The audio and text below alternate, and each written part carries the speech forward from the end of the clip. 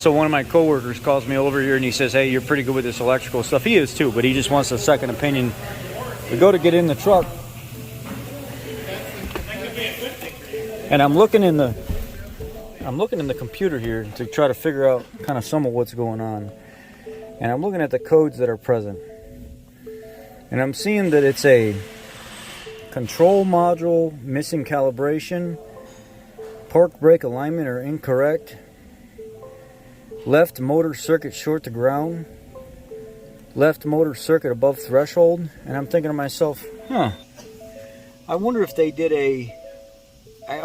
their own brake job and screwed up the calipers, and now they're here thinking that they didn't do anything wrong because they don't know how to put it in park brake maintenance mode. Let me show you how to put it in park brake maintenance mode while we're here real quick. The parking brake is down here. So to apply the parking brake, let's release it first like we want to do our brakes. You see how it says park brake malfunction service now? So with the key forward and the dash lit up, you'll push down on the pedal all the way, and then you'll hold in here. While you're doing that, you'll turn the key off, and then you'll turn it back on real quick for 5 seconds. And that will release the brakes so you can go back there and push the piston in normal without even twisting it in. Just push it in normal with like a screwdriver, pry bar, spreader tool, whatever you got.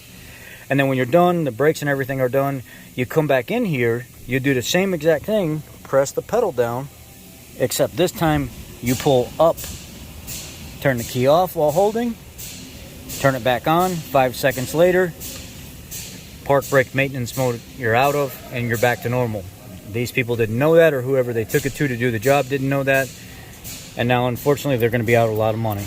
So I go to the back of the vehicle, and I'm looking at what's going on. I climb up under the vehicle here, and I'm checking connections to make sure the bracket or anything didn't rub through the harness right here. I don't see anything concerning. I move up here to the main connector going over the bridge here. I don't see any corrosion or anything. I come back here and I go to reach over to unplug the connector, and the whole housing is snapped off. Whoever did the brakes destroyed the park brake motor and all. It can't even be fixed anymore.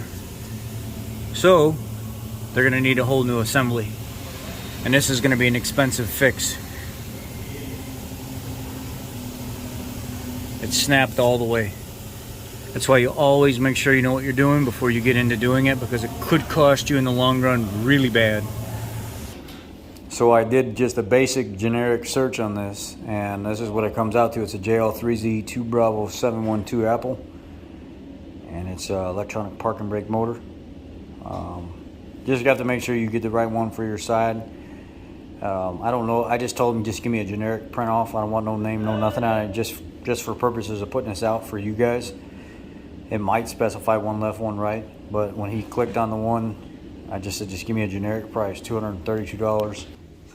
So it could be an expensive job if